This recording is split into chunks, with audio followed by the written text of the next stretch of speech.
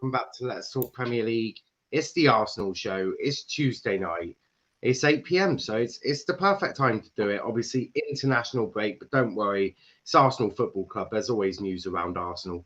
But I'm joined by, obviously, the Republic of Arsenal and the regular Luke. How are we doing, guys? I'm good, mate. How are you doing? Yeah, all good, lads. It's nice to meet you for the first time. I didn't get the memo. I showed up with the wrong shirt. I noticed the Arsenal show. I'm wearing Arsenal shirts the whole time. I said I do it a little bit different tonight, just with the international break coming up. But yeah, as you can see, I do have some Arsenal kit behind me here. So, but no, looking forward to this tonight, lads. Absolutely, so am I. Obviously, Sulz will be here soon. He's just finishing up on another stream, so don't worry, guys. You one of your favourites is here.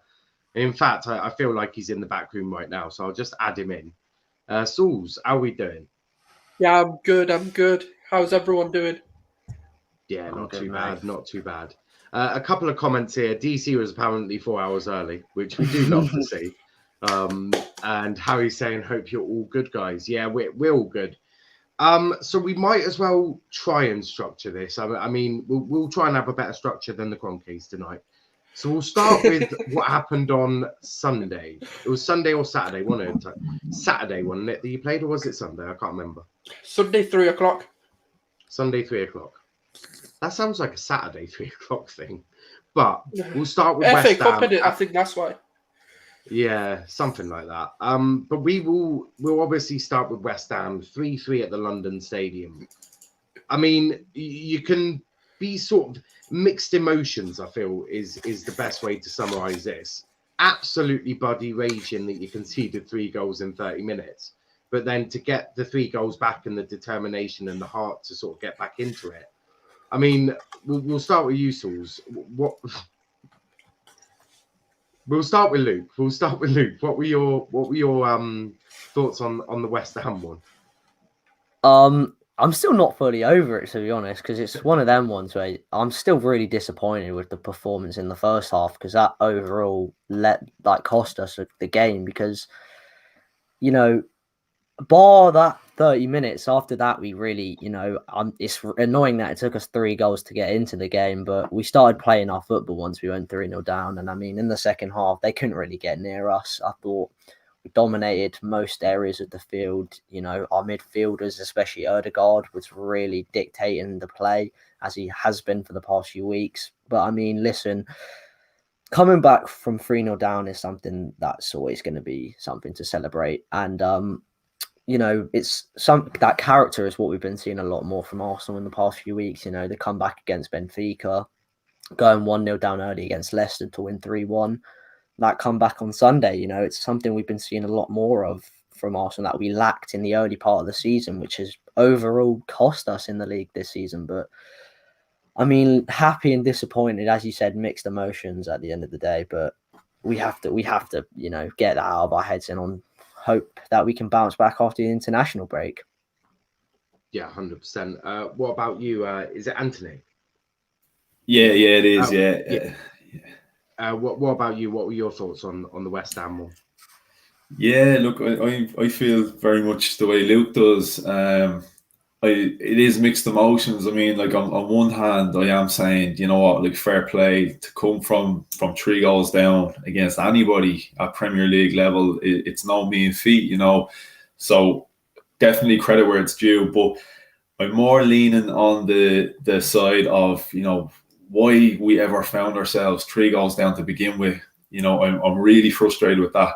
And then the fact that, we've seen time and time again this season, Spurs, Leicester, Benfica, that game on Sunday, we just we're not switched on. It takes us to make mistakes or go behind before we kind of go, actually, lads, come on, it's time to start playing.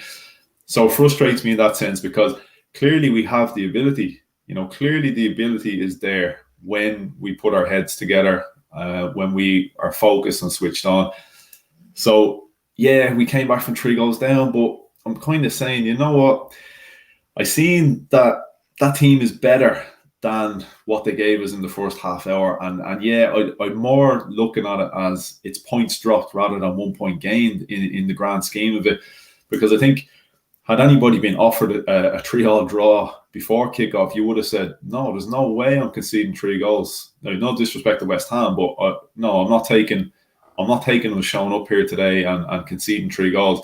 I fully expected that we had enough about us to score 3 goals against West Ham. And again, that's no disrespect to West Ham, but as I said, I feel like when Arsenal show up and apply themselves, they can score against anybody and they can get a result. You know, we've done it.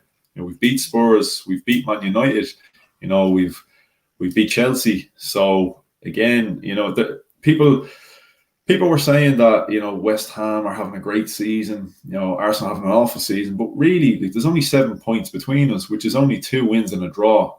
And that's the difference between 5th place and, you know, 9th and 10th place. So the gap isn't all that big.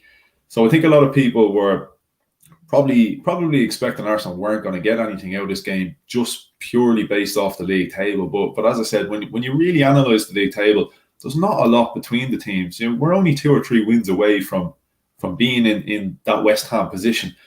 And that's the difference of, you know, a terrible season, which we're having, and a great season, which West Ham are having. So yeah, I'm a bit frustrated more so. Look, as I said, credit where it's due. They came back, but yeah, I'm definitely more so disappointed that it was at that stage. Yeah, 100%. I mean, conceding 3 goals against anyone is hardly acceptable when you're Arsenal. Let alone when it's to West Ham, who yeah, they've been good, but there's absolutely no reason why they should be scoring 3 goals against Arsenal. But Sulz, I do want to go to you. Obviously, Arteta made the decision to play Pablo Mari instead of Gabriel. Now, my opinion is Gabriel is one of your more physical centre-backs, and as with David Luiz, he then switched Saka and Aubameyang on different flanks, and Aubameyang we'll get to him in a bit because there's been more news about him. But yeah, what were your thoughts on that? I think the game plan was right, but it was wrongly executed. I just think, but the thing is, though, the system wasn't the reason why we conceded 3 goals. You can blame the first one, yes, you can to a degree say okay, but the second one, the players should never turn their backs on the ball. Third one, Tierney's been doing it all season, letting too many crosses in. The guy just does not defend crosses. He doesn't stop them.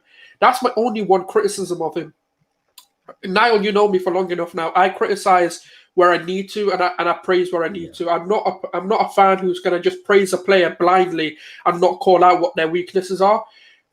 Tierney's weaknesses all season, and this isn't the first time he's done this. He's allowing too many crosses to come in. He's not. I call it aggressive defending. It's not really to foul a player, but it's just tackle them, do something, make them aware that you're there. But Tierney backs off a lot. That's what David Luiz did as well. David Luiz was backing off to the point where Antonio had all the freedom to do what he wanted. Then he picked the pass out to Lingard. At that point, you know what? Lingard's shot was brilliant. There's nothing that you can really do. It was an absolute peacher of a goal.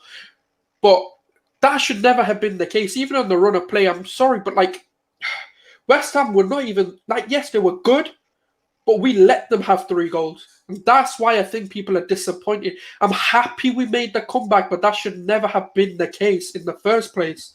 But yeah, look, I've always said it, Arteta's installed a mentality in these players that I've not seen for a very long time. These players know they either have to play or they're going.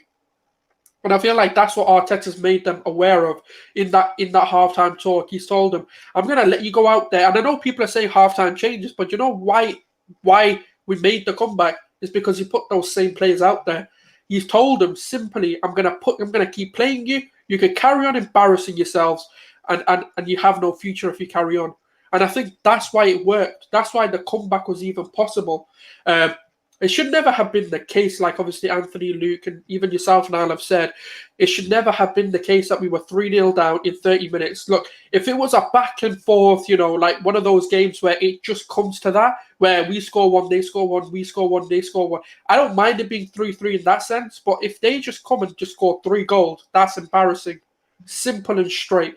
Good comeback, But I can't praise that performance. I'm not praising the comeback because it should never have been there in the first place. Yeah, no, I totally agree. Everyone watching, please smash the like button, subscribe to the channel with notifications. Let's get it to 100 by the end of the month. That's our goal. That's what we want to try and achieve. We're only 18 away from it. So make sure you share the stream on all your socials. Get as many people in here as possible. And at the end, we have got a quiz. So I'm going to be testing these boys' knowledge about Arsenal. I didn't know about this. I didn't know about But it's going to be done with pictures. So I'll explain more when we get to it. So it's going to be pictures of some famous results and some draws, shall we say. But they've got to guess the team, the year, and the league that they were playing in. It's going to be brutal. And I'll be doing the same for the Chelsea fans and the Liverpool boys and the United lads. And we'll see which one of these lot knows about their club best. And I feel like it could be close, but we'll see that later today. Big up to Chris in the comments. Gabriel played 3 games in a row. He needed a rest. You could have rested him against Olympiacos, or he could just suck it up. He's got a rest for 2 weeks. What does the man need? The last time I checked, the centre-back role wasn't the most physically demanding role in world. Also, David Luiz played as well, who's played the same amount of games as Gabriel has in the past few weeks. So, I know it's in United, but Harry Maguire's played pretty much every single game of the season. Exactly. I know he's shit, but he still but this is such a BS point because we've got 2 weeks off. It's not like we're playing in another 2 days. And I don't understand him resting him, but he's got 2 weeks off. You can go have a spa day every single day for 14 days. We're not coming back till the 3rd of April. Go have a spa day after that if you're so exhausted. And Chris, I'll come back to your Odegaard comment in a bit because there's apparently some news on him that I do want to talk about. Charlie saying Oldham 2-0 Exeter. Fucking love to see that, boys. Fucking Exeter, you bunch of Just so you know, Anthony, as you can tell, he's an Argyle fan. Yeah. Just in case why you question that, I'm so happy about that. Just in case Exeter fans do watch this for some apparent strange reason, remember social distancing at all times, stay in your lane. RJ, big up to RJ in the comments as well. But obviously, I want to talk Europa League now. Obviously, the draws were done. You got an interesting half of the draw, shall I say, because if you get past, obviously, Slavia Prague, you're going to be reunited with a certain Unai Emery. Who I keep joking about is probably going to just choke Slam Arteta onto a touchline or something mad like that, or smack Aubameyang around like a God knows what. Dracula, mate. Yeah, it's going to be horrific. But obviously, you've got to get past Slavia and obviously all their problems, if it obviously being looked at by UEFA, the racist claim from the Rangers player, they could get chucked out of the competition. And if that is the case, then rightly so. I say ban them for 20 years if it's true, and then God help them. But then I would say that instead of, because apparently it's going to be the highest coefficient that would get entered back in, apparently, which would be Tottenham. I would personally say it should be Rangers, my personal opinion, because what they should do is just null and void the 2 games and just give 3-0 wins to Rangers and be done with it. That's my personal opinion. But let's just give us a bye. Just give us a bye. No, I don't think we should. I don't think we should be doing that, Luke. We got to make you. We got to make you work to get to a final. But let's just assume you get Slavia Prague in the next round. Luke, are you confident, providing what they just did, Leicester and Rangers? Are you confident of getting a result? Yeah, I think there's a lot of like this whole reaction around them knocking out Leicester and Rangers. I don't think Rangers are built yet for Europe. They're not quite there on that level. And Leicester was so poor in that second leg. That was a very, the first leg, fair enough, Slavia beat them fair and square, but in the second leg, they looked really off the pace. They were awful in that game. So, listen, I think I'm confident for Slavia, coming into the draw, I wanted either Granada or Slavia. And, you said we don't have the easiest ride to the final, but listen, in this part of the competition, you're never going to have an easy ride because, you look at the other other side of it, United, if they beat Granada, they don't have an easy. It's either Ajax or Roma for them, and they're both very good teams. So if I'm looking at it as a whole, we probably got the more favourable set of draws because, Dynamo could easily beat Villarreal, and, we could go against Dynamo and take it to them as well. I think you're hoping a lot there, mate, because this Villarreal side look like they're very good, and especially in Europa League. This manager is a serial winner when it comes to Europa League. They're a serious squad, I tell you now. They are a serious squad. But Anthony, what's your thoughts on that? Yeah, again, look, I don't see why we don't have the ability to get past a team like Slavia. And again, look, at this stage of a competition, you can't write anybody off because, look, everybody has got there for a reason. They, as you said, they've dumped out like some good teams, Leicester and Rangers. But yeah, look, I think Arsenal, a lot of these games are down to Arsenal. Like, Arsenal are our own biggest enemies. We show up, as I said before, with the right attitude, switched on, ready to play. I honestly think we could go all the way in this competition. Now, I wasn't believing that earlier in the competition, but now that we've reached this stage, as I said, look, on our day, we've proven we can beat these teams, the likes of Tottenham and the likes of Man United and Chelsea and that. So, with all due respect, why not Slavia Prague? Why not Villarreal? And then it could be Man United in the final. So, yeah, look, I don't see why not. But again, it's going to come down to the attitude of the players and whether they want it bad enough. And our biggest problem all season, and West Ham was just highlighting the issues all over again, just these individual mistakes, moments of madness, not being switched on, like crying out for leaders, organisers in that side, people just to get back to basics and make sure guys are doing the simple jobs that seem so silly. Like we were talking about the West Ham game the other day, and little things like, you can see the free kick. What's the first thing you do? You stand over the ball and make sure they don't take a quick free kick. Like we just don't seem to have this thought in our head. Our first reaction is turn around, walk away with our back to the ball, and while the other half of the players are complaining to the referees. What's Jesse Lingard do? He sees an opportunity. He switched on. He plays a quick pass. Like, this is Sunday League stuff. This is things we learn at Sunday League. First thing you do, you block the ball so the opposition doesn't take a quick, little things like that. This is what we're lacking.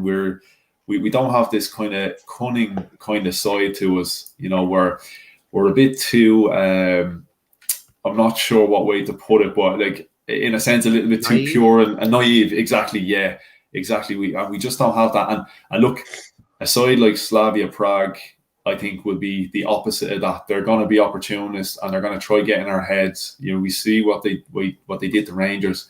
They were getting in the players' heads and they were physical, and of course they went way too far with it, way too far. But this is what we're up against. So our guys are going to have to be switched on, and they're going to have to keep the head and keep the focus, because this is an opponent that I do feel they're aware that they're the underdogs coming into this, and they're aware that they need to resort to these tactics. Now, look, domestically, they're by a long shot the best side.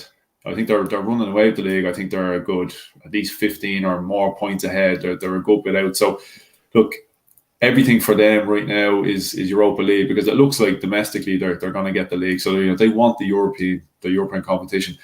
And look, teams like this, they're cutthroat, they're ruthless, and this is what Arsenal are not. These guys will try anything to get through this tie. So look, it's up to Arsenal. It really, really is up to Arsenal. But yeah, look, I would like to think we can get through. I definitely think we've enough talent. Definitely. Yeah, I totally agree with that. Arsenal should be beating Slavia. That doesn't mean you will beat them, but you should be beating them. That's the main point. Before I go to Sulz, I just want to read out a couple of comments. RJ saying, sorry, good evening to you all. I felt like that one was always coming. DC, Anthony, rate that jersey. Legend. He's Irish as well. We're slowly starting to build up an Irish fan base, yeah. Yeah, it's absolutely brilliant. I mean, they're a country that we can try and exploit and get more out of. We've got considering Grealish that- so far. We've got Yeah, Declan we've Rice. got There Declan Rice. more our way. I mean, we can Yeah. always give them Bamford as a sort of thank you gift. I mean, they need goals. Yeah. We don't really need someone called Patrick Bamford. He's a bit shit for us, but for someone like Ireland, he's probably going to be their best player. That's like giving us prime R9 Ronaldo at this stage. That is, because we're 7 games without a goal. I couldn't even tell you if we've got a shot on target, let alone not scored a goal. Like that's how bad we are. So look, Eddie and Ketia, Balogun, whoever wants to jump on the Ireland bandwagon, we're happy to have you. We'll do a trade. We'll take Gallagher.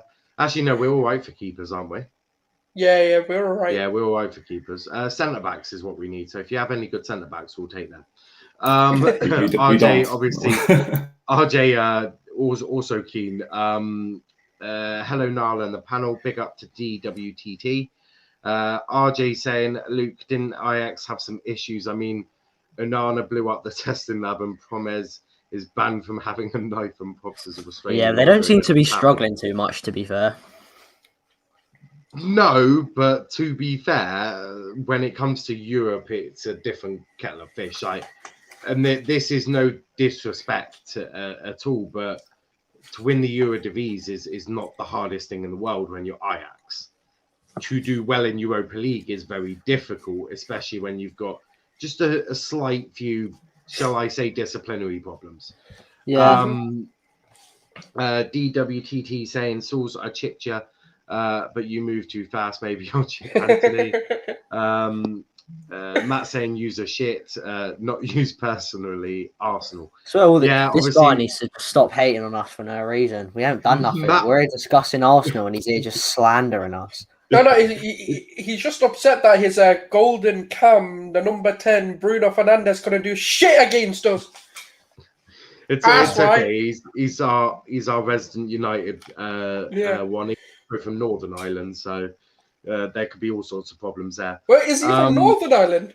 Yeah, so we've got Matt from Northern Ireland, RJ from the Republic of Ireland, Anthony's obviously from the Republic, and DC's from the Republic. So there's a bit of a battle here. But we're just an Irish channel then. We're not here to take part, lads. We're here to take over. We see it now.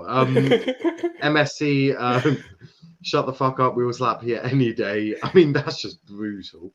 Okay, I thought you were talking about Ireland. Oh. Okay, so DC got a bit protective over Ireland. DC's a Villa fan, so he's having the joys of life at the moment. But Sulz, Slavia Prague. It's obviously a winnable game, but no, in Arsenal, they'll probably get knocked out in the quarterfinals to Slavia Prague. Yeah, I think those players have no choice but to win, really. If obviously the thing is, it's not the first time. Obviously, they've been kind of caught out on the incidences. This time, it's a player instead of fans. The other ones you can kind of let the club off because you never know what fans are going to do. All clubs can have that where there'd be a section of a fan base, so you can always kind of be like, all right, fair enough. You know what? They're not a racist club. It's just the fans that are doing this. Yeah. But now a player's doing it. But anyways, to get onto the kind of like on the game, I don't think the players have any more motivation needed to beat these guys, especially when you think about how sort of diverse our club is in terms of fans, in terms of the players themselves. We have one of the biggest BAME representative teams within sort of the Premier League as well. So you have to go there just for that reason and go smack them up. But in terms of can we do that? Yeah, 100%. I think we've got the talent. I do think we've got the depth of squad for a game like this, where we can maybe play an Aubameyang, for example. If he doesn't work out, we can bring Lacazette in, or if Lacazette starts, we can bring an Aubameyang in. Controversial, but we could play Martinelli, depending on what Arteta's thinking. We've got Pepe, we've got Willian, we've got obviously Saka. He's golden. Saka's there. You don't even have to talk about him. Martin Odegaard's another one where you don't really need to talk about him. He's there, 100%. He's playing, and but yeah, like it's a tough one because I wish we had, like, this is where Guendouzi mentality, but with a bit of maturity, would be good. Where he's a bit of I don't want to say the word, but he's a bit of a C word. He's a bit of a dickhead, which is sometimes you need that. But he's just a dickhead for the sake of it, rather than a dickhead in the right way. And I know it sounds a bit funny. You can't really be a dickhead and be right, but it's that sort of person where if someone's coming to you, you know how to handle it. You can be a dick back to them. Our players are like, "Oh, sorry, sir. Well, what else do you have to say? Oh, you want to bully me? Carry on, please, sir. I'm sorry. I apologize." That's our mentality, man. These men are soft. There are some players who actually have the bottle. Like, you're not going to mess with Party. You're just going to look at him and be like, fuck that. Gabriel's another one. You're going to look at him and just be like, even if I can, I'm not going to try because he just looks too big. Aubameyang's one of those where you're like, all right, yeah. Xhaka, the problem with Xhaka is when you look at him, you probably don't because he's Albanian. His Albanian side is very, like, feisty. But the problem is, if you like feisty, never, mate. I'd never guess that. No. But but the problem is he's too like aggressive. Rather than playing them at their game, he reacts the way they want him to and gets sent off. To be fair to him, recently he's kind of been a bit more mature with the way he takes things. Like when we look at the Spurs game where Lamela was, kind of trying to get Xhaka wound up, especially when he came on, and he reacted quite well. He didn't kind of engage with it. Yeah, they had a few, back and forth words, but it wasn't like, a full-on fight like we probably would have seen in the past. So when it comes to can we be nasty back to them, yes, if the players want to have the right mentality. We need to, in this game, we don't need to be classy. We don't need to be Arsenal. We just need to be bastards. And that's how you win this game. You need to go from Arsenal to prime Jose's Chelsea then, which is just a bunch of assholes that are just going to bully you on and off. You guys, you need to turn into a bunch of bastards. Yeah? Stop being nice. Be bastards. Yeah, be if we bastards. play Hector Bellerin in that game, oh my, he's going to get absolutely rinsed for the little soft boy that he is. That is going to be tragic. We've got the fight at the islands at the moment. Matt saying we've got the 6 counties. DC responds with no one asked. We don't want them. Then Matt says, imagine using the euro. And then DC, imagine using dollars or whatever you use. Then Matt replies with the bloody dollar. I think they may use the Great British Pound, but I could be those Northern Irish dollars. But back to Arsenal, DWTT saying, when teams look at Guendouzi, they say he might have a DH, but when it might be a dickhead, but he's a dickhead to his own players. Yeah. But he's a dickhead to his own players too. Good luck with that. Yeah, you're not wrong. You never know. He could start maturing, and then DC just puts imagine using it. I think Ireland use the pound, don't they? The Northern Ireland, that is. Yeah, Northern Ireland do. Yeah. So what's DC on about? I don't know. I think he thinks they use the dollar from America. But moving swiftly on, obviously, Luke mentions right backs, but we're not going to talk about Bellerin just yet. I don't want to entertain that just yet. I want to talk Callum Chambers because he was actually very, very good against West Ham. But Luke, do you think Callum has a sort of a future at Arsenal? I know obviously he's not a young player anymore, but do you think that Arteta can start building him into something that he needs as possibly a backup, which then would allow Bellerin to be yanked out of the football club by his long hair? Yeah, I mean, he was excellent on Sunday. No less. He was fantastic. First half, when we were poor, I thought he had a bit of a slow first half. He killed a lot of our build-up. But in the second half, the moment that ignited his excellent second half performance was that little ball he did, that first time little flick pass to Lacazette for the goal line clearance from West Ham. That was when, his game started to turn around. He was excellent, bombing down that right-hand side, He can put in an excellent ball, I didn't expect Callum Chambers to be that much of a threat going forward, considering Arteta brings him in for these games against physical teams. He brought him in against Burnley, who are a very set-piece oriented team, and he did it for against West Ham, who are also a very set-piece oriented team. But, he's the one that ignited the comeback, really. He was up and down that flank. He was excellent, he was making good runs. He was being available, which is something that Hector Bellerin cannot do. When we're going forward, Hector Bellerin would rather, I don't know, I can think of 1,000 things Hector Bellerin would rather do than overlap his winger. but Chambers was doing it all game, and I think it was good to have that because, listen, I love Bukayo Saka, but once again he was quite poor on Sunday, and I mean I can understand why he would be poor because he's probably burnt out from all the games he's been carrying us in, but I mean Callum Chambers was just fantastic. Realistically, he should have what is it, 2 assists because it was 2 own goals at the end of the day, but he was brilliant. And when Pepe came on again, they linked up very well. Saka just looks like he needs taken to a training ground with a massive king size bed, just tucked up into bed and just allowed a week's holiday. He needs a good old rest. He needs a good old rest. He just looks like, bless the poor little lad. I sent him a spa voucher. He ain't using it. he looks like he needs about a sleep for a week. But instead, Gareth Southgate's called him up to play against San Marino and Albania. It's what we love to see. I mean, Marcus Rashford is limping. Just what you want to see before Euros. Let's risk him against San Marino in Albania, shall we? Makes total sense. But before we get to Anthony on that, a couple of comments. Matt saying Bellerin has less muscle than Bobby Sands. No Bellerin talk, and I'll stay on. There's positive Bellerin talk. You'll like what I found. You'll like what I found. I'll trust. Unless you're a Bellerin fan, you might not like what we've got to say. But yeah. How am I supposed to know what currency you use? Matt saying we're part of the United Kingdom world. We use the dollar. They're still fighting. No Bellerin and Xhaka talking. I'll like and subscribe. Make sure you've liked and subscribed before, because if you haven't, I'll be very disappointed. And then DC, how the fuck am I supposed to know what the United Kingdom use? He's got a valid. It's common sense, man. Kyle Lafferty is better than Shane. Oh my god! So we've got a fight between Northern Ireland and the Republic of Ireland in the chat. Just want to make sure that there's no beef at the end.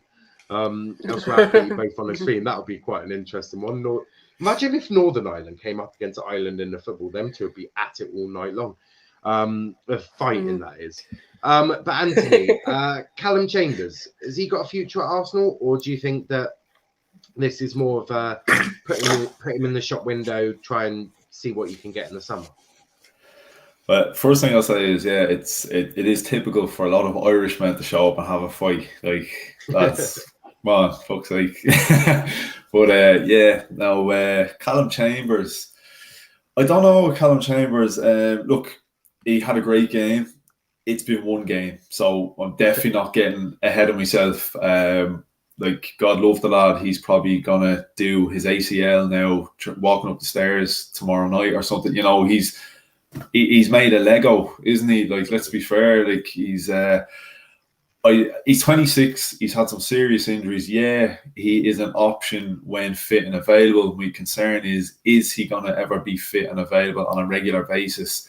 He hasn't been. We've had him since 2014. I know he's been out on loan. I think he went to Middlesbrough. He's been out at Fulham. So, look, injury issues would be my main concern. Okay, even if he stays injury-free, has it hampered his progress at this stage? Because, he may have had quite a high ceiling when we first signed him, but, what's his level of ability going to be at this stage? Is he just going to turn out to be, an average enough right-back? And I think the problem is all we have is average right-backs. And I do like Cedric, but being completely honest, we can definitely still upgrade on Cedric. We can 100% upgrade on Bellerin, and definitely we can upgrade on Chambers.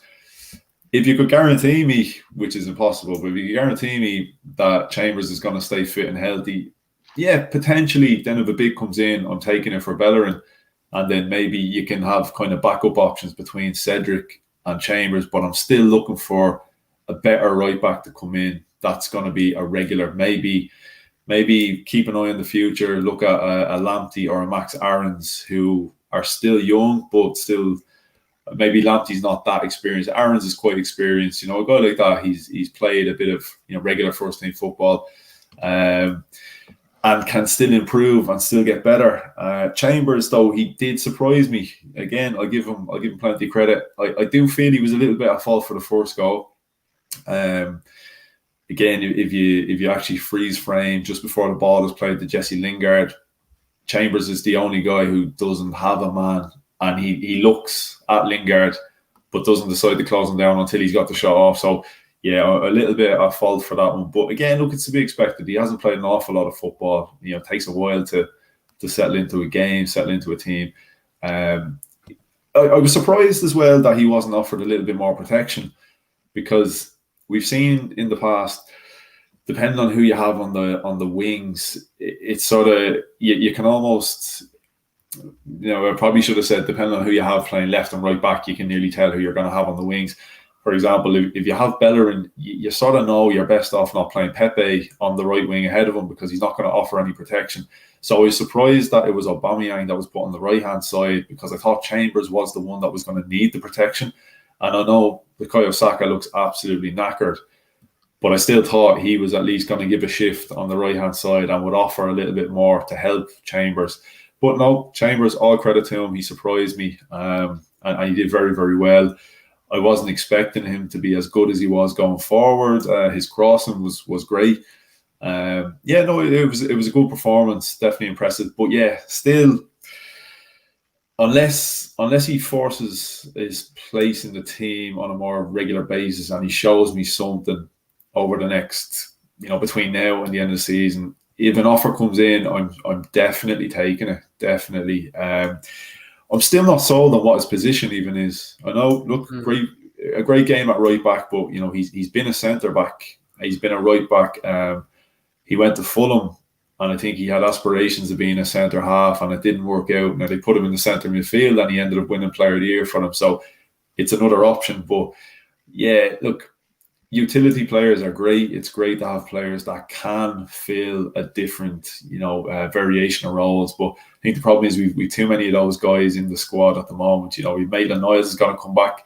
Maybe he might come back, tail between the legs, and say, look, there's no, like, West Brom may get relegated, and he's going to say, well, I'm not signing for them permanently. Yeah, Arteta, you want me to play right back? No problem. If it means I get to stay at a higher level club in the Premier League, so we may have another option there with Maitland-Niles. But yeah, look, I definitely think in the long term, I'd be looking to get rid of Bellerin. I'd be looking to get rid of Chambers. I do like Cedric, and look, Cedric, he hasn't been there long enough, I think, to be fair to him. I wouldn't be looking to force him out the door, because I'd like to give him a chance. And he's impressed me. He's impressed me when he's played. He's not done anything wrong for me. So I would like Cedric to, probably be our backup. But definitely I want an upgrade at right back. Definitely. No matter who stays, I definitely want a first choice upgrade. Yeah, 100%. Before we go to Sulz, DW saying now we know why Saka sat most of the season. At the end of last season, he needs a rest. Gaming saying just had a bunch of cockroaches fall on me in the shower. That's disgusting. Matt saying they were meant to come to Windsor for playoffs, but they bottled their game. Glenn Whelan is better than Will Grigg. Now, I've subscribed and liked your channel. I'm a good person to ask Anthony. Actually, ask Sulz, though. He's a big fan of Granit Xhaka, Gary. Big fan. Yeah, big fan of Bellerin. Yeah, he loves him. Now you've actually met him. He's Gary. Don't waste a tweet on some of the panels I've been. Yeah, he loves Xhaka. He loves Bellerin. Big fans of the both. Yeah, he's a really nice guy. I see that. Would like to clarify, I don't actually hate the Republic. So Matt's trying to calm the levels of tension in the chat now. It's nice to see. Why does my house have so many bugs? I don't actually know.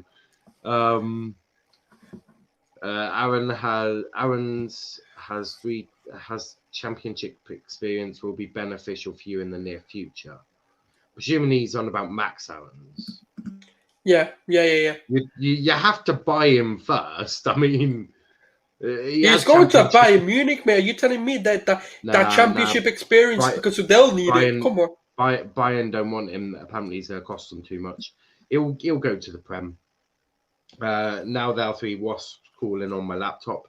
I'd get out of there, but it seems like a dangerous place. And DW saying right back or partner for Partey, choose one. Ooh. I'll be honest, if I have a choice of any position, I'm picking a striker. We need goals.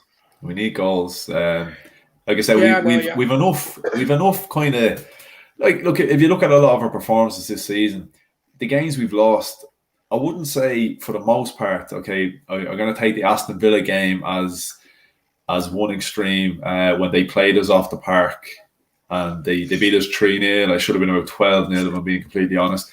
And then, okay, the first half hour against West Ham. Aside from that, I can't really think of any games that we've won or lost that we've been completely outplayed and completely dominated. And a lot of those games, the quote Arteta likes to use is fine margins, and we've seen the fine margins. Like the opposition, like take Spurs for example, they had one shot, one goal. I think we had about 13 opportunities before we got ourselves a goal or two. Like, it's not enough. Like, our conversion rate is really, really poor. We're starting to create the chances. This is what was missing at the beginning of the season, kind of up to the Christmas period. So we've kind of, you know, clicked into gear a little bit in an attacking sense. We just can't finish these teams off though.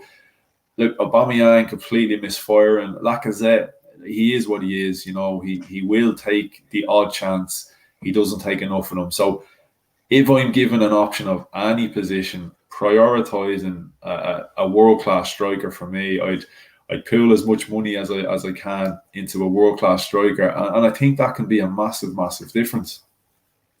Yeah, I'd probably agree with that. Sulz, right back or partner for Partey? This is tough. I don't. You know the channel, Sulz. It's all about the tough questions here. Yeah. If I'm going to be completely honest, if that was my only choice, I'm about to piss people off. But I don't think Xhaka's that bad. Yeah, he's bad in a sense of, like, he has that one mistake in him. Don't tell Gary, Sulz. Don't tell Gary. Oh no, Gary looks. Oh no, sorry, Gary. He doesn't have any mistakes. Yeah, just forget what I just said. No, it's just that one mistake. If he can get that out of his game, he's not a half-bad player. I'm not saying he's world class or he's one of the best ever, but he's one of those players who kind of does what the manager needs him to do. Unfortunately, that comes with a mistake. But saying that, I think if we get out of them two, if we get a right back, that would be more crucial to the way we play, and I think that would be more of my priority than, because it's tough. But I think we need both. But out of the two, I'd say a right back. Yeah, that's a fair one. Luke, right back or partner for Partey? Right back, because I think we have 3 right back options right now, who are Bellerin, who's shit, Cedric, who's all right, and Chambers, who is injury prone and hasn't got the experience, and also isn't technically a right back. He wants to be a centre half. So, you know, you're looking at those 3 options and you think none of them are going to take us to the top level. You want to get a player in who is going to do that. And I mean, there are lots of, I think you wanted to talk about this later in the show, but I mean, there are a lot of options out there who we could get in, but, you know, there's players like Hakini, who I don't think would be the best signing, actually, because he doesn't really seem to be very defensive. Well, no, Luke. That's later on, mate. Stop jumping the gun.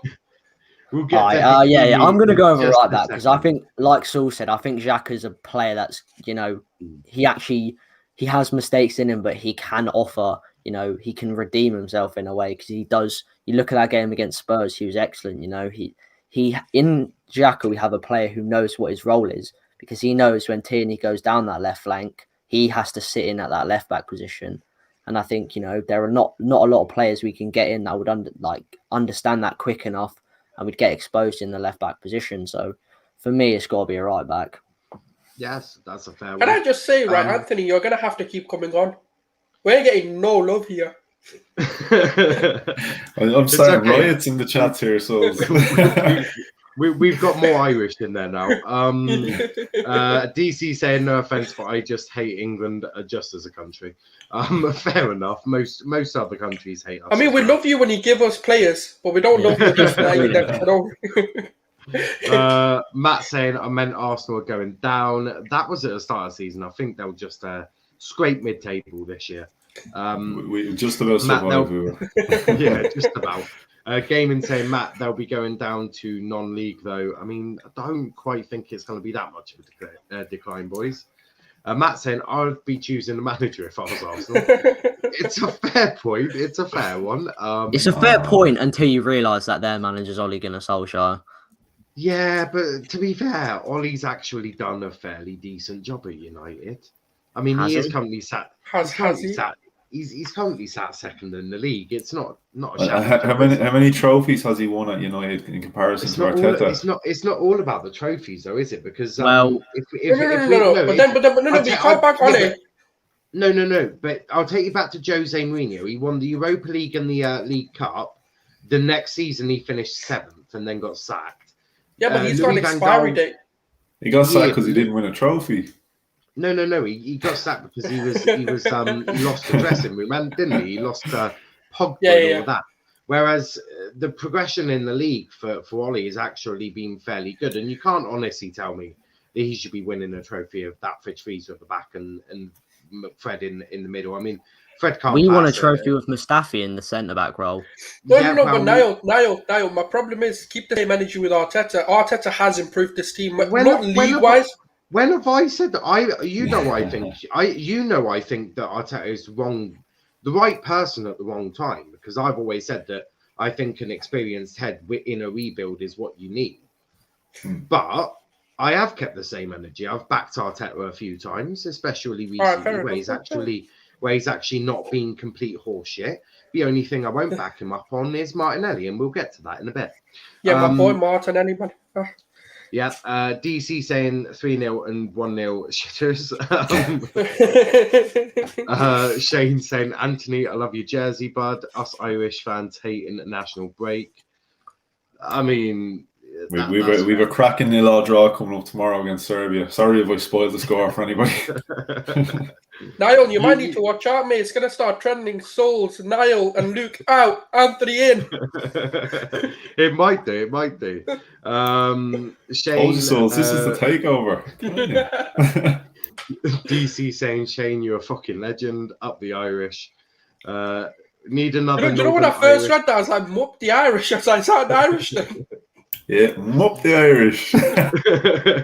Matt saying need another Northern Irish person in ASAP. Well, you might want to sort of like go recruit yourself in there. I haven't got a clue about Northern Ireland. DW saying, "Oh no, stop answering it, Sulz. It was only for Anthony. What have I done?" DC saying getting outnumbered by the Irish. Yeah, there's still 3 of us here. We're just about surviving. Gunnar saying, good evening, chaps. Big up to you as well. There's a fucking wasp nest in my kitchen. I can't be asked. Do you live in a jungle or something? How you got a wasp nest in your kitchen? DC's asking what type of house do you live in? It's a decent house. Are you on? I'm a panelist. Get me out of here. Oh god, that is hilarious. That's not a bad idea for a show, actually. No, I'm good, bruv. I'm good. I don't like that shit. Nah. Kenny also saying, oh yeah, bro, I had a starring role in it. You support an English side, DC. Wigan won the FA Cup once, pipe down. That's true. I'm aware. I'm aware. That MSC tie for reminding me. Well, I support Limerick FC too, though. Oh god, this 2-team malarkey. I don't agree with it, and I frankly don't like it. But whatever floats your boat.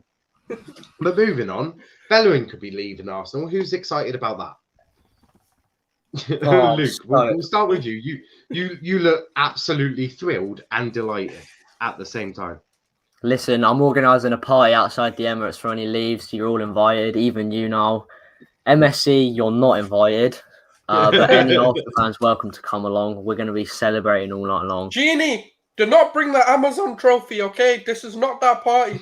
Yeah, wrong party, Genie. But listen, I'm so buzzed. Like, wait, let me just tell the fans and Anthony what I just meant, right? So Genie's a Liverpool fan. He's so happy they're still going ahead with their trophy parade. So he bought one off of Amazon and he's going to join them. they're going ahead with last season's trophy parade. Yeah. So they'll have a parade when they're not champions. So does that mean like we do the Invincibles all over again? This is exactly what we said. We said let's bust out another trophy parade. But I mean, it's going to be a good day to be an Arsenal fan because I think, Bellerin, everyone's like, oh, he's a loyal servant. He's shit. If he's shit, he's shit. I'm not going to praise a guy who's been here a long time. Like, so he's the only reason he's still playing is because he's a bum boy of Arteta. He's like the guy that would laugh at Arteta's jokes in training just to make sure he starts on Sunday. But I'm sorry, he's not a good footballer. The sooner he goes, the sooner something good happens to this football club. Luke, I have to stop you for a second. What the fuck, Kenny? I support Real Madrid, Barcelona, Atletico Madrid, Man City, Man United, Chelsea, Liverpool, Leicester, Juventus, Inter Milan, AC Milan, PSG, Lille, Ajax, Bayern, Leipzig, Frankfurt, and Dortmund. I think there's more coming. I think that's just the word. That's just the word limit that YouTube has. He's probably putting more teams in now. That's why his house is really the bugs. He said Man City before Manchester United. Shane saying, in anyone coming through the under-23s who is exciting and could be a gem? There's a Bellerin fella or something there. I got Bellerin, I think. What's going on with that lad? Jesus. Bellerin is probably the best shout. But Anthony, thoughts on Bellerin, who could be in Arsenal? Actually, while I think of it, what's in my head, just to answer Shane's question, Omari Hutchinson, if anyone hasn't seen that lad, check him out. Do you know who else looks good? I don't know how you can say his name, but Muella. Yeah. I actually don't know. Muller, I'm not gonna lie, something like that. Oh, Muller, the striker. Moeller. The new Ibrahimovic, apparently. Yeah, him. He looks good. It's a new Ibra because he's like 6'4" and comes from the same place or something, same youth academy. So automatically he's new Ibra. But no, definitely, Omari Hutchinson. I think he must be about 17 now. But I remember seeing this guy when he was. It came up. When you get these Facebook memories, it came up. This memory, I shared this memory from I think it was about 8 years ago, and it showed up. I think it was about 2 or 3 weeks ago. It showed up on my timeline. And it said on it, I said, like, look out for this kid. He is going to be unbelievable. And he was playing like kid level. But you want to see this kid playing. He's represented now, but he's one of the players at the club represented by Kia Jarabchin, though, which is a little bit concerning because we all know who he represents, Willian, David Luiz, all them. But at least he's been at Arsenal the whole time. He's English and that. But he looks a serious player, serious player. So, I look out for him anyway because he's one of the, I guess, lesser obvious names, the Bellerin and all that. Bellerin. Look, I don't hate Bellerin. I don't. I think he's okay. Again, definitely think we can do better. I definitely think we do 100% better. I think he's unfortunate. He's a Granit Xhaka. He's a bit of a scapegoat. And I think he gets a lot of stick because of his stupid haircuts and his awful fashion sense and stuff like, you know what I mean? Like, I think the problem with him is he'll have a bad game, and the first thing we do is we say, well, it's because he's not focused on football because he was on a catwalk last night, you know what I mean? And he's off doing this and he's doing that. He's an activist, and I think the guy has just become such a scapegoat that we're nitpicking at every little single thing. Every time he's a bad performance, oh, it's because he's turned vegan now, he's shit. It's because of that.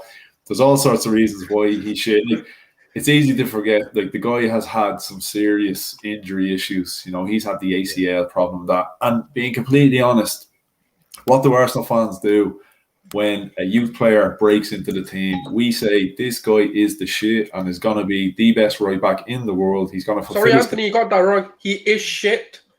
Yeah. He added a word. Sorry, I had to just. He is now, but when he broke into the team, like, he was a young kid and he was so quick, but think back, was he that good? Was he really that good at the time? Or was he just really quick and he was really young, so we weren't looking for mistakes? That's my issue with Tariq Lamptey. Is he just quick or is he actually good? Because if we start to take that pace away from him... Yeah. But no, that's the thing, though. Like, I always looked at Bellerin and I said, yeah, like, this kid looks decent, but I never got hyped over him, like, that he's going to be... I never looked at him and said, this is going to be Spain's right back for the next how many years. And I never sort of said, like, this guy's going to get picked up by Barcelona. We're only going to have him a couple of seasons. Because I've seen it with so many young players and with Arsenal fans especially. We hype every single player. And that was my biggest fear with Bukayo Saka and Smith Rowe.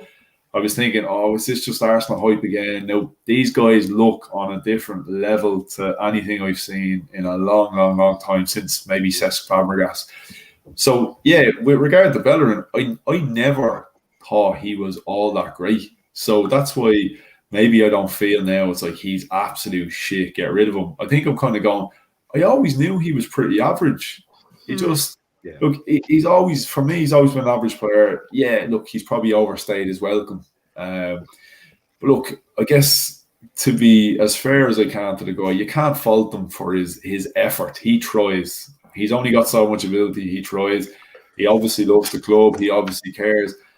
And this is the problem. You'll get rid of guys like that, and eventually when things go pear-shaped, this will be a complaint that we got rid of all the guys who care about Arsenal. We got rid of all the Arsenal DNA type of players.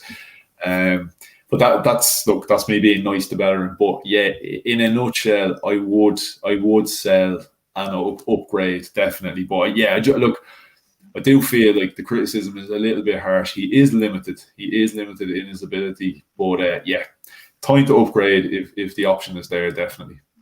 Yeah, it's a fair shout. Everyone watching, please smash that like button. Let's get to 10 likes. We're one away, so let's someone smash that like button. Let's get it to 10. It's been the most popular Arsenal show we've had since it started, so that's very, very good news. Shane saying at least he doesn't support Spurs. Anthony has a sexy flag in the back. Michael Obafemi over Primar 9. And Kenny's put in more clubs that he likes as well. If I can ever find them, there they are. Arsenal, Wolves, Bolton, Stoke, Millwall, Burnley, Lyon, Atalanta, Roma, Villarreal, Sevilla, Granada, Colin, Argyle, Swansea, Cardiff, Porto, Benfica, Sporting, England, France, Ireland, India, Pakistan are teams I support. That is a lot of teams, and you're guaranteed never to lose, or you always win something anyway. Bellerin looks like he should play for Brighton. Repeat, Brighton. I support them too. He meant to say respect, yeah. Sorry, don't hit me. Do you support Villa? Why the fuck? Jesus Christ. Bellerin is possibly the dumbest player ever.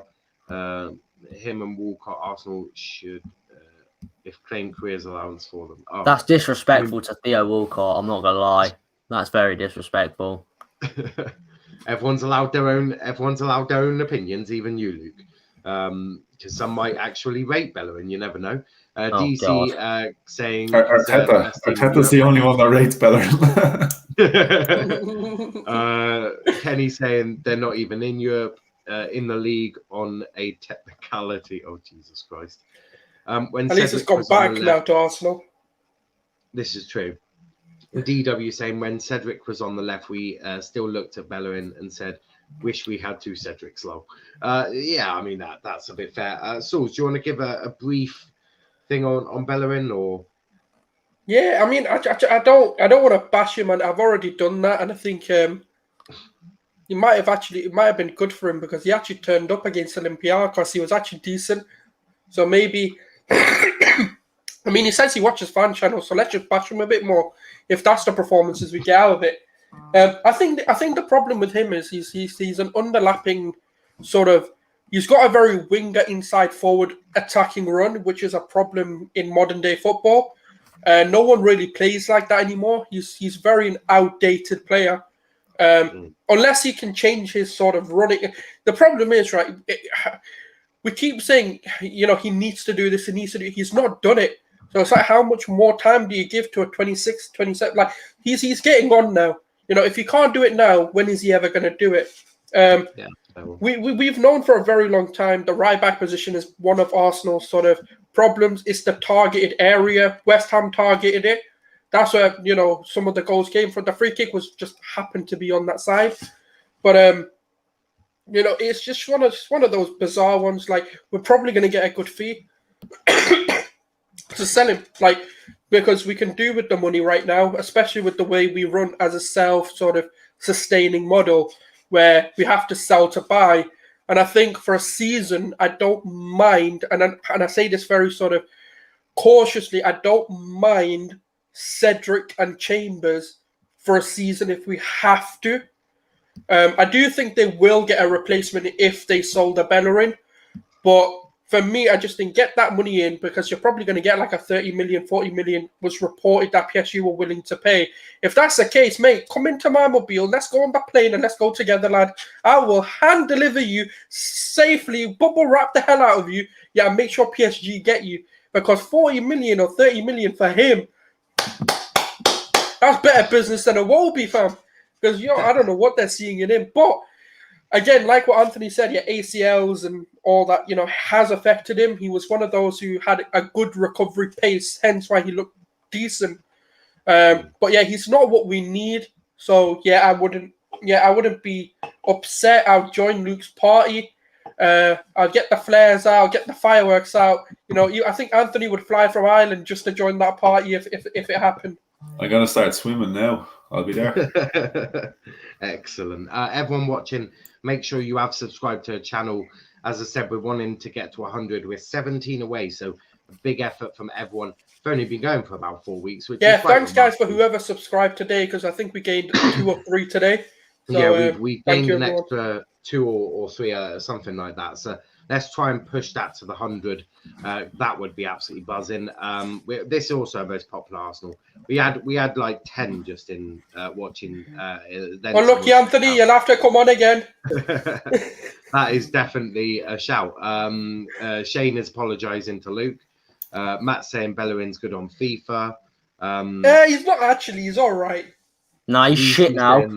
He is, isn't it? That's right. Yeah. The only good card is the special one they gave him as a courtesy, innit, because of how shit he is. Felt bad. Kenny saying, don't pump it up, our goal are going up. Don't say shit like that. I mean, we're sort of in transition. We're progressing, shall we say? We're winning the league. No, we're fucking not. In 6 countries, we move. See, Kenny's probably got the right idea, to be fair. My team is actually winning the league in 18,283 countries. And they've won 202,821 World Cups and Champions League. Only teams I don't support are Tottenham, Arsenal, and No, you said Arsenal. No, you said Arsenal up here. Oh, God knows he's flying.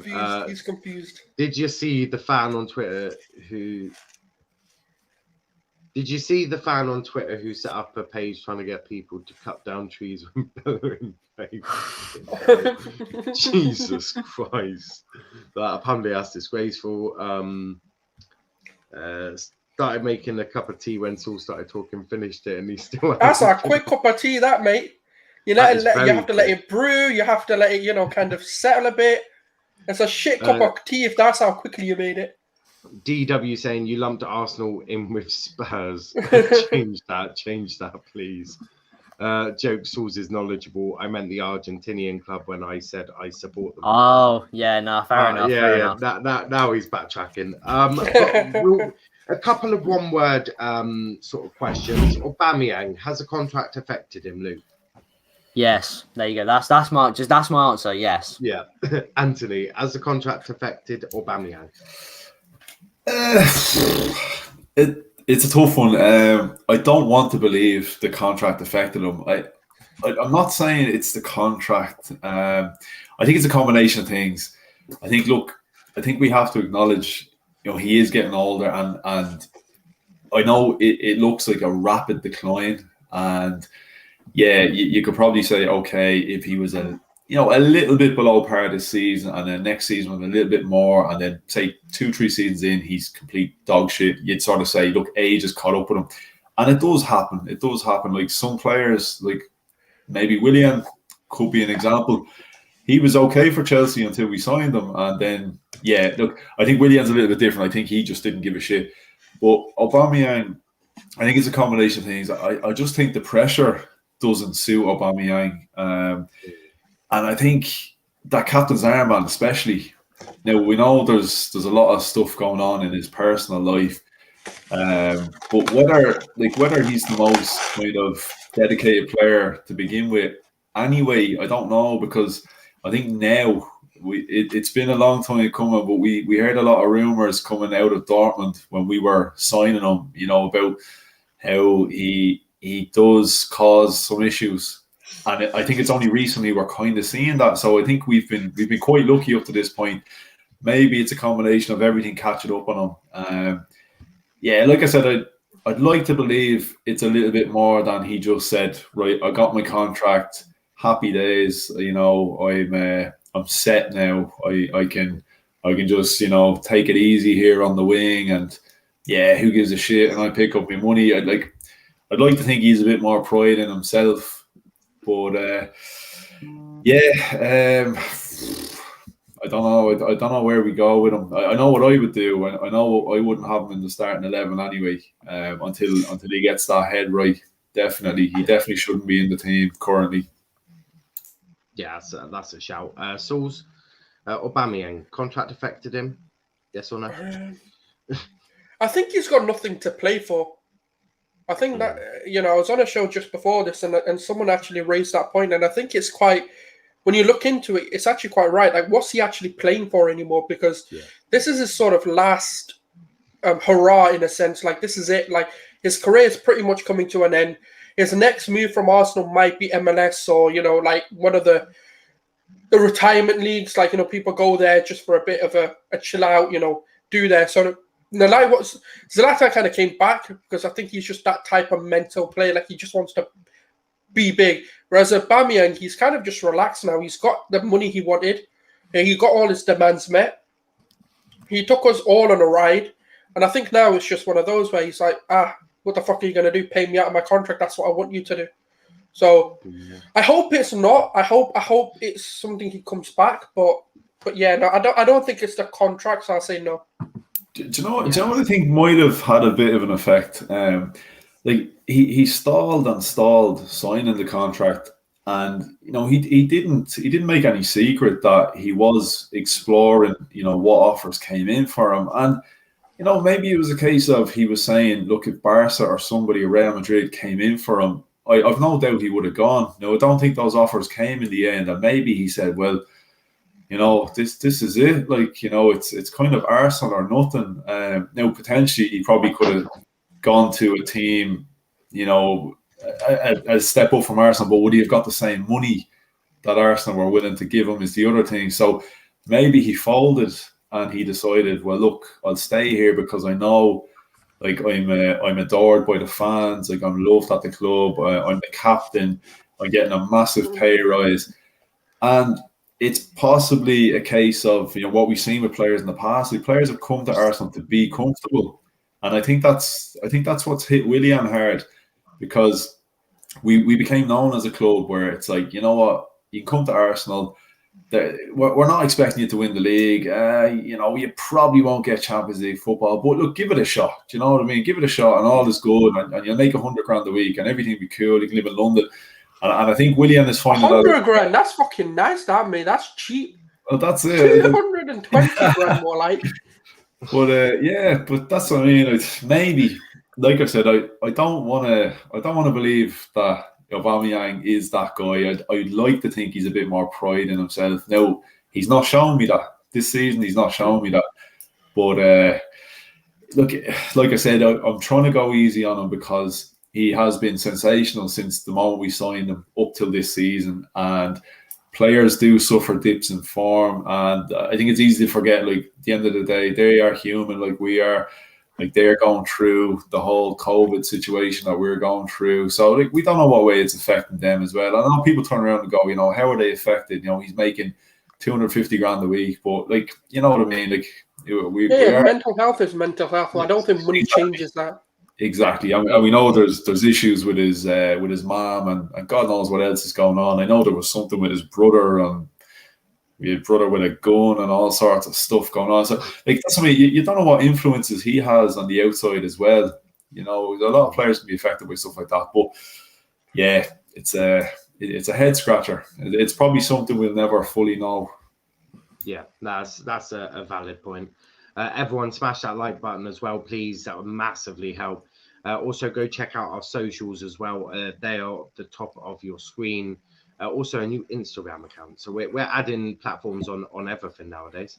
Aubameyang over Martial. DC saying Manan over Martial. Matt saying DC, you've just made it personal. Grealish to United. God, they're just fighting each other. DC saying okay, not a chance he'd go to United. 9th versus 2nd. Champions League versus relegation battle. Title challengers versus a team will go down. So funny. Shit Cup versus. So you notice in this comment, you know how like in the other ones he was putting the United were the team first. So doesn't that mean United are the shit club and we're the biggest club in the world? Because I'll fucking take that. I'll take that. God knows. Is Anthony mark out of Mrs. Brown Boys? I don't know. I've never watched it. I could be. Do you know what? I usually get Neil from the In-Betweeners is what I normally get.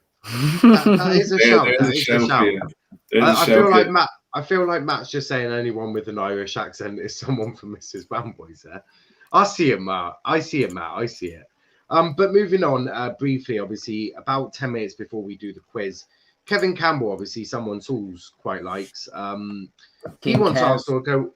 He wants Arsenal to go all out on Hakini. So, Luke, if my man says go for Hakimi, bro, I ain't arguing, bro. He's my man, innit? So, like, my boy, lad, I've got to back him up. No, I'm only joking. I'll have my actual thoughts on it. That's nice to know. But Luke, you mentioned Hakimi earlier. What do you want to say about Hakimi? Yeah, I'm seeing a lot of shouts for us to go for Hakimi, but I just don't see him as a player that fits our system because, you know, the system that Inter Milan play, especially with Conte and things like that, you know, their fullbacks are pretty much wingers and not fullbacks, wingbacks. They spend a lot of time in the opposition half, and you know, it's not like we want to have a right back that's up and down in a sense that spending, you know, he can do the defensive work, unlike Bellerin. But I mean, listen, I'll take it. But I mean, at the end of the day, anything's better than Bellerin, obviously. But I think it'd be a hard sign to pull off because there are other teams interested in him. And, you know, you at the moment, going from Inter to Arsenal is a step down, really. You know, it'd take a lot of convincing for someone to come to us in the state that we're in. But I mean, I'd take it. He's a great player. He could actually provide that attacking threat that Bellerin can't. I mean, there are probably better options out there. I mean, Max Aarons is the only one out of the three main fullbacks that we've been linked with that has, you know, experience playing in that back four. But listen, if we get any one of them three, I'll be happy. So I'm not really too fussed with Hakimi. You know, he's a good player, and if Arteta wants him, and if King Kev wants us to get him, then we have to go get him, don't we? Anthony, thoughts on Hakimi? Yeah, look, Hakimi. I mean, he's still only 22. We know he can play not just as a right back, right wing back. He's played on the wings as well. Look, in terms of, I watched him a little bit when he was at Real Madrid, and obviously since that, you know, I wouldn't have seen a lot of him at Dortmund. And again, I'd be lying if I said I watch Inter Milan and Serie A. But like looking at his stats. Like this season, like 26 games in Serie A, 6 goals, 4 assists. I mean, definitely looks the profile of a player that can definitely contribute what we don't have at right back. there you go. Like Callum Chambers bombing down the line, a couple of assists, and we're all losing our shit over him. So imagine if you had a guy capable of doing it on a consistent basis. So yeah, statistically, all I can really go off of is the stats. Again, I'd be completely lying. Sulz would be the man that would be able to tell you more. Like I wouldn't.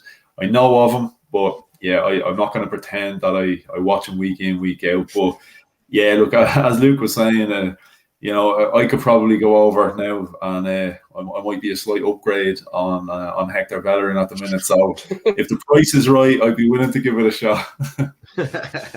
Sulz, obviously your main man follows you on Twitter as well. Do you want to go for Hakimi, or do you think that Kevin's got this wrong? No, I think I get why the shout was made. My only sort of qualm from seeing Hakimi is how good is he defensively, because I see him more of a wing back more than I see him as a right back. And the reason why I say that is because I think he's a phenomenal player going forward. Like, there's no doubting his attacking ability. But the only thing that I've always questioned about him is how good is he actually at defending. That's the one thing that but then the question kind of turns when I have this sort of back and forth about who do we want in right back. The way we play, we don't really need such a phenomenal defensive right back. We actually need someone who can be better going forward. Reason why I say that is whatever side of the attack we kind of go down, Xhaka or whoever's playing that Xhaka role is supposed to come and fill in for the right back. Like, for example, Henderson does at Liverpool. He comes in to fill for the fullbacks when they bomb forward. That's why they've been so successful in the past. And this season, they're seeing a drop-off because they've not got a Henderson-type player. So it's an interesting one. And I think if we got him, I wouldn't be, why did we sign him? I'd be quite excited. I'd be quite happy because... But my question would be, how do we then set up? Because there's definitely got to be a midfielder who comes in to fill for him when he goes forward. But he's one of those that he's a very intriguing player because, just like Anthony said, the stats are very good for a fullback to have 4 goals, 6 assists, 10 goal contribution in 26 games is quite good because they're not going to always be the last person to cross that ball, and it may take a deflection off another player and then go in. So they might be the pre-assisters, in a system. So from what I've seen, I like it, but I just don't. I'm not 100% convinced he fits the defensive system that we may end up needing. So that's my only query about it, because I've not seen him week in, week out. I watch a bit of Inter Milan when I can. They're kind of that Italian team I love to follow. I love it, Inter Milan, like Lautaro Martinez and, even Eriksen going over there with Sanchez. And they're a brilliant team. Yeah. But the problem is, because they've got the likes of they did have Godin and stuff, you didn't really have to do a lot defensively. They've got very good defensive unit. They've got Skriniar and stuff as well who can do it on their own. So I think if we can get good centre-backs in and then bring someone like a Hakimi, that might be more suited for us. But that's what I'll say. I'm not convinced, but I wouldn't be upset. Yeah, that's fair. A couple of comments. Kenny saying, I live in Manchester, DC then puts tree. I know why he's done that. That's hilarious. Matt saying, I live in Liverpool. Fucking hell. Gets worse and worse. Aubameyang seems the kind of player who has playing in China wrote all over him. I mean, that's a fair. Well, if it's a really shit team, I understand that. Bruno, most overrated player in the Prem. I mean, that's up for you lot to decide. And now they're all just fighting each other in the comments. DC is holding his own in them comments. I'm not going to lie. He's got 2 United fans. Yes, my Irish brother. Go on. He's got 2 United fans going for him, but he's holding himself in the comments. I want to quickly touch on Odegaard. Luke, yes or no? Should Arsenal sign Odegaard on purpose? Oh, absolutely yes, please. I'll do anything to get this man at my football club, man. When I watch him play, that I wasn't really watching the game for us when we were 3-0 down. I was just watching to watch Martin Odegaard play football because at the moment it's a fucking treat. The way that man sees the game, it's like when we had Ozil in a way back in 13-14. You know, he sees things that even, you know, you watching or other players would not see. I mean, that ball he plays to Callum Chambers for the second goal is just excellent. You know, he breaks the line so well. The weight of his passes are perfect. So I'm probably one of the biggest advocates for this move. And I'm seeing all these links around it. You know, he says, you know, he's here and he wants to continue his development here. Please, Arteta, Kroenke, whoever does the transfers, do everything you can to get into this football club. You mentioned everyone but the guy who does the transfers. I don't care. I think DWTT says it. Give us Odegaard and they can fucking have Ceballos back, and I'll be a happy man in the summer. Yeah, you're right. Difficult decision, that one. I feel like it is a tough one. Anthony, sign Odegaard on a permanent? I suppose it's a pretty obvious answer, isn't it? I'm going to kind of give you a roundabout answer because I do like what I've seen, but look, at the end of the day, I try not get carried away. Like, he's only here since January, and that's why he looks so impressive, because he's only here that short amount of time. He feels like, for me, he feels like someone who's come up through the youth academy because of the understanding and the link-up play he has, you know, with Saka and Smith Rowe, goes like that. So I'm really impressed with what I've seen. If the option is on the table, what I would prefer is to take him on another season-long loan with an option to buy, to see how he gets on long-term, because I don't know, the fact that it's only it's a loan move at the minute, it just makes me a little bit concerned, because, you know, you see players go out on loan, they play out their skin because they have the intention of fighting their way back into the parent club, you know, into their starting 11. So I know he's saying everything we want to hear, but players are always going to do that. You know, they're never going to, apart from Gareth Bale today, who blatantly came out and shot all over Spurs and said, well, I'm only here to go back to Real Madrid. But nice players that love their clubs don't do that. You know what I mean? Like, so yeah, look, Odegaard, he's gonna tell us everything we want to hear. He's gonna say, I love it here, I feel happy here, and he probably does, and I hope he does. But yeah, look, I would rather, again, if it made financial sense and Real are up for it, you know, why not take him for another season? And if you included, just say, an option to buy 30-40 million, because his contract is going to be running down soon enough. Yeah, so his contract ends in 2023. So if you do an option to buy, that's pretty much all he needs to do for that to work. Just say to Real Madrid, now, fuck your contract, I don't want it. Yeah. And I want to stay at Madrid. They'll extend his loan or whatever with an obligation to buy is what's going to happen. Yeah. I do think he will be an Arsenal player. But yeah, carry on, Anthony. Sorry. Yeah, no, I agree with you. So I do think we'll make it permanent. I just think, like, yeah, look, the squad needs so much investment, but we don't have a lot of money to do it. So I think we've got to be smart. We have to be clever in the way we do things. And if that became an option, that, you know, okay, you're saying, look, they want, just call it 40 million.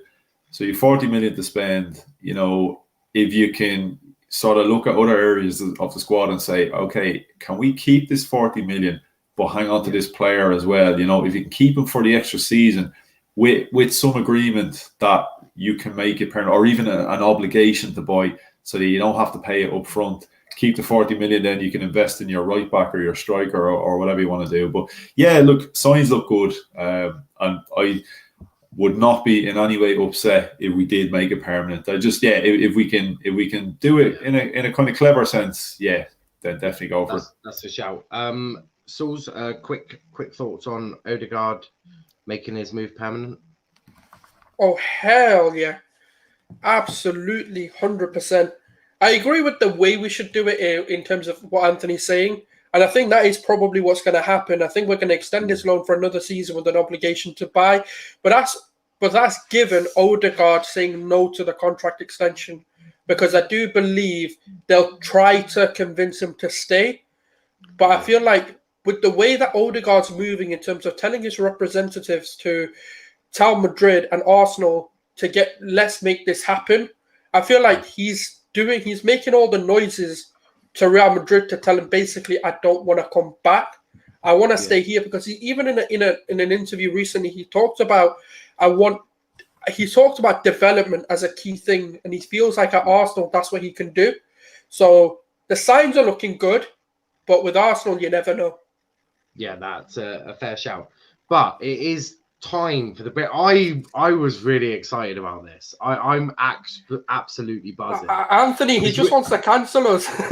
Oh, boy. we're gonna test the knowledge, right? So you get a point for the result. So if you get the result right, you get a point. If you get the year right, you get a point. If you get the competition right, you get a point. There are 5 photos of 5 parts of the game. So it could be of a famous bit, and we'll see it. The latest we've got is they're all in this sort of century, so from 2000 and above, right? So I'm not trying to get you caught out with anything from 1962 or something. Are we all working as a team here? You are, yeah. All right, okay, that's because I'm going to be testing your knowledge against the Chelsea lot, the United lot. I'm the youngest here. Is this Arsenal related, or is this just like any team? No, this is I fucked as well. I'm the oldest. I can't remember 2 weeks ago. Like this is all Arsenal. Right, okay. The other boys, the other lot will get their lot as well. So the first picture is this one. Oh, I know this one. Right. Was that cup game? I'm not telling you. I did against Spurs when he scored. Yeah. I remember the celebration. Yeah. So what do we have to guess? Is it the year? So you have to guess the result, the year, and the competition. I think this is where we beat them 3-2. Yeah. It feels like that celebration felt like, that comeback we had to make. But it's the 08-09 season. Yeah. I know that much. I know the kit. Do you want to guess which part of it? What do you mean, which part of it? Down. The year the game was played. Can we not do the season or part? I suppose. Do you know what? I'll let you do that. Or I'll go with Luke's answer because I think that kit was 08-09. Mm-hmm. Luke, are you happy with that? Anthony, are you happy with that? Yeah, that's the 08. I know that much that's the 08-09. Yeah, see, this is where I've been thrown because I think didn't he get a goal in 07? Maybe did we beat them 3-1? I think he scored, and 2007, 2008. It's all pretty close. That's why I'm saying the actual year that it was.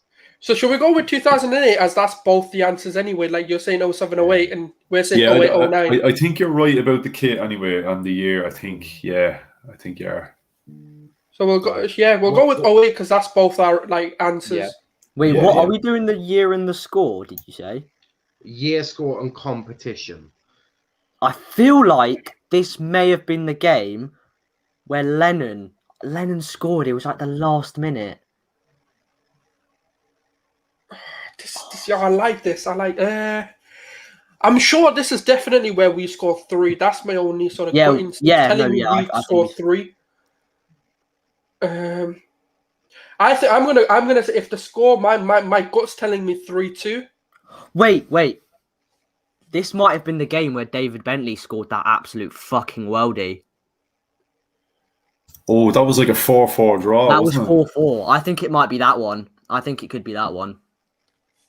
But I'm not sure. What's your answer? And no looking at the comments. I don't know. I'll let you guys. I can't for the life of me remember that. So what's the score? I mean, the competition's the Premier League. I know that now because I can see it from the arm. Are you all going with the Premier League? Yeah, it's the badges are on it. I'm not helping, right? Yeah. Premier League anyway. Yeah. So what was the score? I'm happy to go with the 4-4. Yeah, go on. I'll back you on that one, Luke. Right. Yeah. Or was it the 5-2? When was that? Do you remember we were 2 goals down? We came back. Oh, I don't know. I'll go with you. Whatever. How do you think 4-4? The next one is this one. Ooh. That's a while back now. You need the result, the year, and the cup or league. Was that The competition's the FA Cup. I can see that from the badge again. Yeah. that's the FA Cup final? Was it against Man United? Oh, that's It- Patrick it- Vieira. I can't see anything may in that be. now. Patrick It may Vieira be. scoring the penalty. It- What was the year? 2000 and what was the I year? feel like that's the I think it was like was it 2007? Is that that's one? no, Vieira? that's she's 02, so I feel like Oh, is it? just off- Hang on. I think it's either 2005-06 or 2006-07. see, I think it's before 5-6. I think it's 04-05. Yeah, God. It's definitely the FA Cup final after Vieira scored the penalty. Yeah, that was 04-05, wasn't it? Yeah, it's definitely. Oh, we'll go with that. Yeah, Yeah. it's definitely something 2005. It's either 04-05 or 05-06. Well, Definitely. if it's the FA Cup final, I'm not going to give you any hints, but that's done in May. Yeah. So Oh, that's Right, something I know it's either 05-06 season or 04 into 05. So I think it could be 04 into 05. 045 is my Yeah, guess. I think this Right, so and 2005. can you tell me the score, including the score on penalties? Oh, did we win 5-4 on penalties? I Or think did it was the game 0-0? Yeah, Yeah, the game was Yeah. 0-0. I know that much. All right, yeah, Yeah. I'll go with that. Yeah. I think was it 5-4 on penalties. I think. Right, so you're locking in that one, yeah? Yeah, we'll go with that. Yeah, Right. we go with that. The next one is this one. Oh, Oh, Baptista, Jesus. see, that looks like 708. Well, actually, think- that might be a bit later. Baptista might have been maybe about 2012-ish. Oh wait, I don't know. because Emirates said it. Emirates deal was done quite later. Yeah, But it is the Premier League. I can lock that bit Yeah. in. Chelsea. If you don't get the competitions, I've been fairly helpful with the competitions. So Yeah. I'm confident with the competition. That we know we've got the points for that. But it's just what's the against Chelsea? I reckon it is. It might be 11-12. This one is what my. Yeah, I'm thinking maybe around. That ball looks like I 2012. remember having that ball, and I remember it being like 11-12 maybe. Or, do you know what? I remember having that shirt, and that's what I'm thinking. We had like Fabregas, Van Persie, all that. I think we had all those. Oh yeah, the gold lining Yeah. as well. Yeah. I think about 2012. Did we play them in the Community Shield by any chance? No. It's Not all in just this got the game. competition, It right? was this Premier is- League. It's in the Yeah, Premier because the League. badges are That's Premier right. League badges, isn't it? So I know Yeah, that. but that's what I was thinking. In the Community Shield, do they still use the Premier League badge? I don't know. Probably No, don't they know. have it. Every No. competition has its own badge. Right. Yeah. That's something I'm going to keep an eye out for now. Next Community Shield. Yeah, I'm gonna this just has go. to be. for- This has to be the 11-12. Oh, hang on. Is that? Oh, wait. No, a game against Chelsea popped into my head there. Do you remember the one where Fabregas scored basically from kickoff? It might have been like after half time. I think we might have won 3-0. It might not be that game. I just remember that game against Chelsea. We absolutely hammered The them. score to this one, from this picture I have, not got a donkey's clue. Yeah, see, it's Baptista that's thrown me because I'm trying to think. Oh, Baptista, who the? Well, I think I'll be happy to go with like 11-12 as the year. Wait, I don't think that is 11-12. Well, what's your thoughts on? Because didn't the 11-12 have that really shit badge with like the wings on it? Possibly, Oh, yeah. maybe. And that was the Maybe. year we had the blue and I thought that kind was of blue and 12-13. navy. Kind of because blue I and have navy. the 11-12 away shirt with Wilshere on the back, and that had the wings on the side. So I'm thinking it might be earlier than that. Oh, lads, I'm so bad with dates and years. And, oh. Do we get any points for naming Baptista?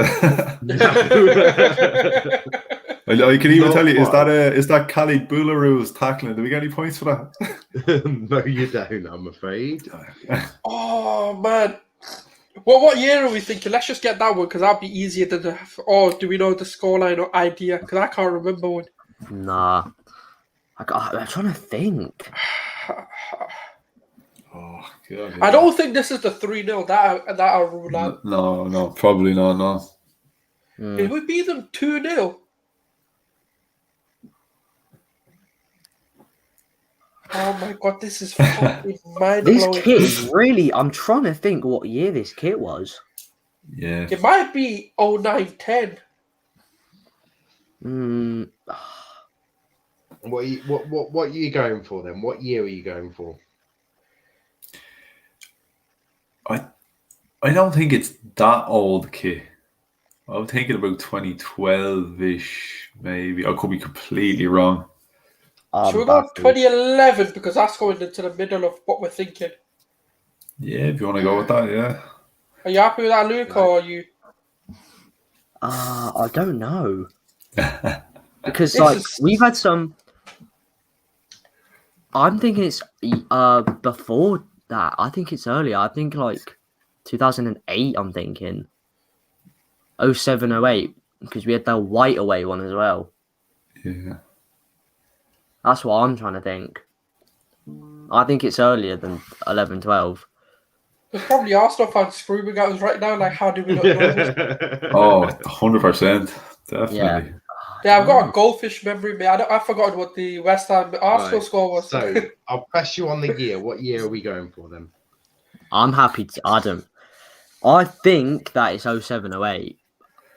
Yeah, look, if you want to go, you seem the most confident out of the three of us, so I'm happy to go with you, definitely. Right.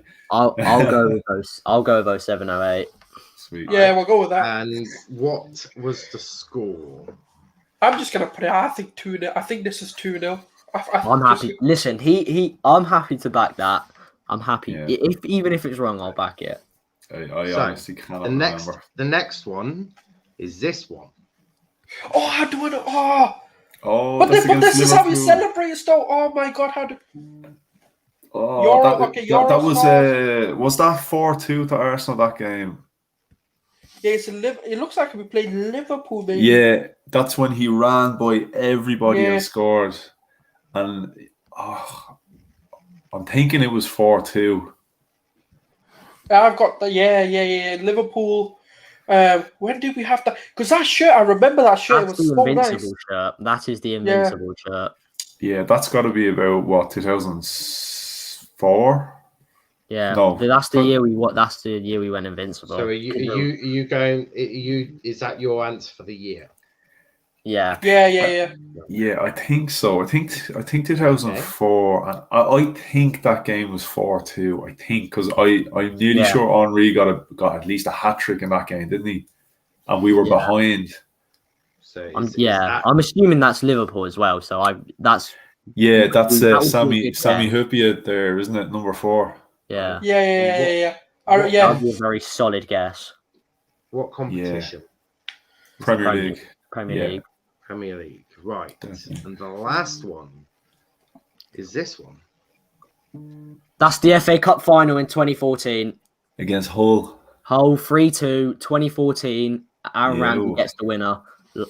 Yep. 100%. Yeah, Luke said it. I thought I'd chuck an easy one in there. That is the one I was most confident about. So I know that because I celebrated that goal like absolute fucking We'll mad. go to some comments before, but you're killing us here, mate. I am. I can't. Niall, will this happen on the United show as well? Absolutely. This is something we are trialing. It's gone very well so far. So I'm Niall, you know when you said you had I actually love this idea, mate. Well done. It is a good idea. It is a good idea. Thank you to the Football Terrace for allowing me to nick this one off you. I didn't see your name on it, so unlucky. No, we don't have to credit it. We don't have to do anything. I know, mate. So we'll go through them. So the first one. You said Tottenham in the Premier League 2008 4-4. You got 3 points. Ooh. The second one, you said. So what's the maximum points? So we got points. You can get a maximum of 15 points. Good start. Okay. Yeah. So The second one you said was Manchester United FA Cup final 2005 0-0 5-1 penalties 3 points. Now, the third one you said Premier League, which is correct. Now, if you hadn't had listened to Luke, you'd have fucked it right up because it was 2007. Yes. Nice. The score, as Matt is predicting, was 1-1. So you got 2 points for that one. Yeah. All right, I'm just glad we got the kit because I've started myself an Arsenal kit. I can The name fourth one.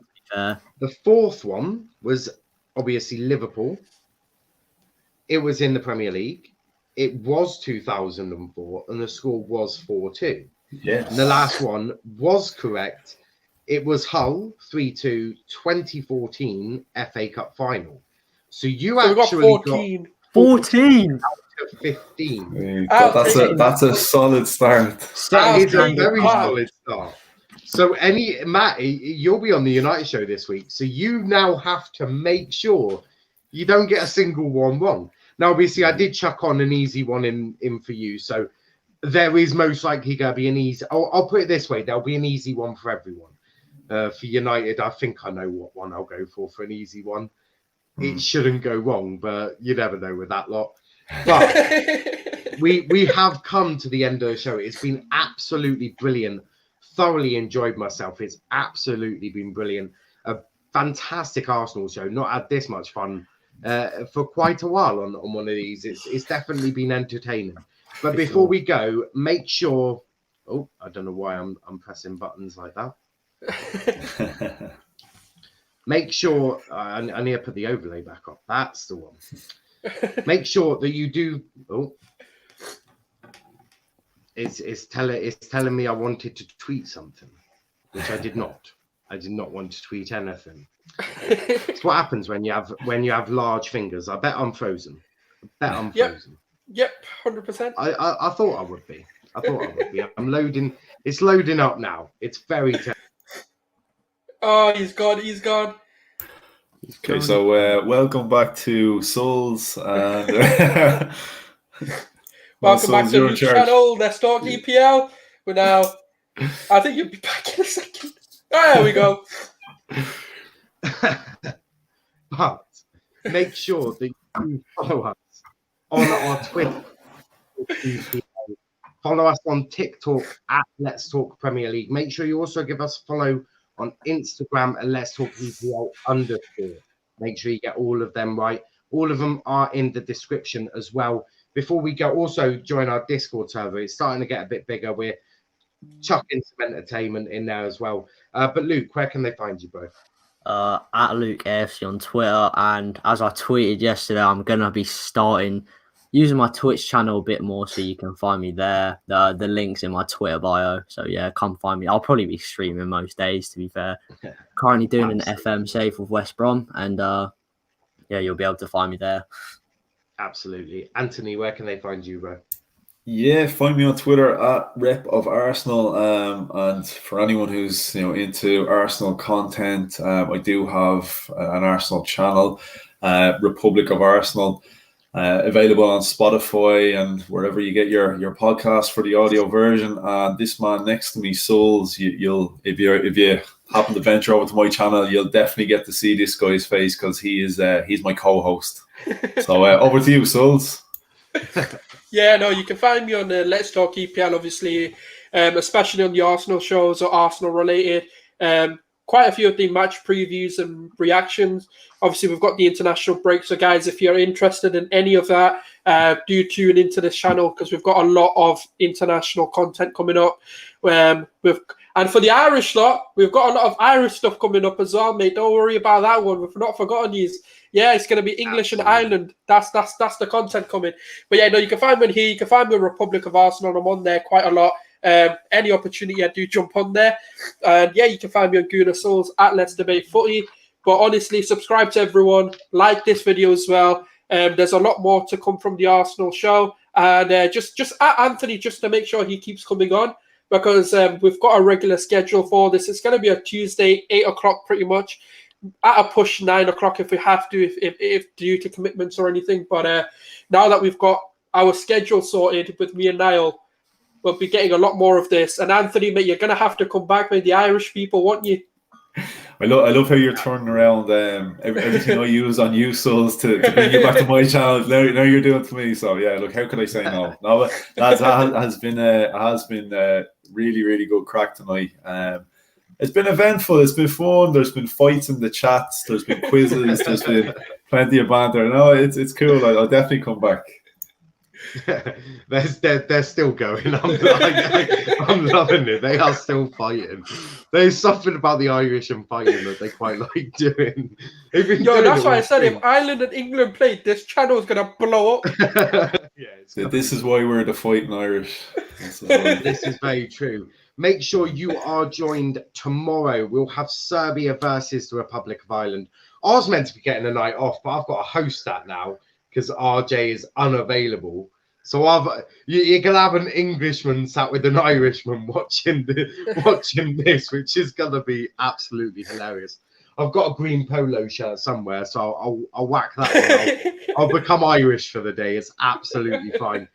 Then Thursday we've got the 2 England games. We've got England under 21s versus Switzerland, 1:45. Mason Greenwood unfortunately won't be there, pulled out due to injury. He's been replaced by Todd Cantwell or Cadwell, however you pronounce his name. So make sure you joined him 1:45 for that. And then we'll be also back in the evening for the big game, England versus San Marino, where Southgate plays a 3-5-2, the most ugly defensive formation against the worst team in the world. So make sure you tuned in for all of them. And then, as you know, Friday, the Chelsea show 6 p.m., the Liverpool show 8 p.m, the United show hosted by RJ, hopefully, at 10 p.m. And then God knows what happens at weekend, all sorts of stuff going on. But it's been an absolute pleasure having everyone on. It's been great seeing everyone in the comments. So until next time, thank you for watching and thank you.